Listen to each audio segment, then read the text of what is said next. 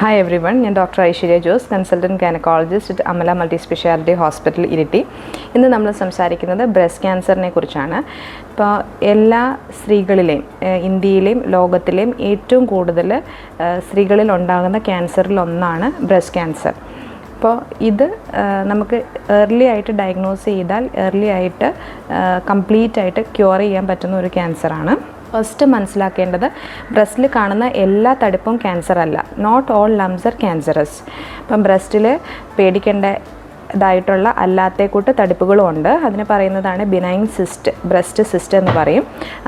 ബ്രസ്റ്റിന് കട്ടി, ടിഷ്യൂസിന് പേശികൾക്ക് കട്ടി കൂടുതലുണ്ടാകുന്ന അവസ്ഥ ഫൈബ്രോഅഡനോമ. ഇത് രണ്ടും ബ്രസ്റ്റ് ക്യാൻസർ അല്ല, ഇത് പേടിക്കേണ്ടാത്ത അവസ്ഥയാണ്. ഇപ്പോൾ ഒ പിയിൽ ബ്രസ്റ്റിൽ തടിപ്പ് ഉണ്ട് എന്ന് പറയുന്ന പേഷ്യൻസിൽ ആദ്യം അവർക്ക് അറിയേണ്ടത് ഇത് ക്യാൻസർ ആണോ ഡോക്ടറെ എന്നാണ്.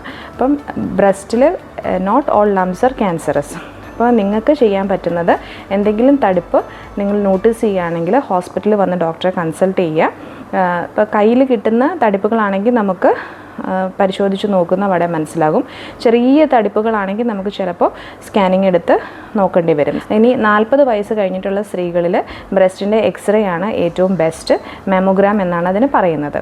അപ്പോൾ എല്ലാ മാസവും പീരിയഡ്സിന് ശേഷം സ്ത്രീകൾ ക്ലോക്ക് വൈസ് ഡയറക്ഷനിൽ ബ്രസ്റ്റ് മിററിന് മുന്നിൽ ഇങ്ങനെ നിന്നതിന് ശേഷം എന്തെങ്കിലും ഷേപ്പിൽ വ്യത്യാസങ്ങളുണ്ടോ, അതുപോലെ സൈസിൽ വ്യത്യാസങ്ങളുണ്ടോ, എന്തെങ്കിലും അബ്നോർമൽ ഡിസ്ചാർജ് ഉണ്ടോ, അതുപോലെ എന്തെങ്കിലും തടിപ്പ് പോലെ ഫീൽ ചെയ്യുന്നുണ്ടോ എന്ന് എല്ലാ മാസവും ചെക്ക് ചെയ്യുന്നത് ഉത്തമമാണ്. Thank you.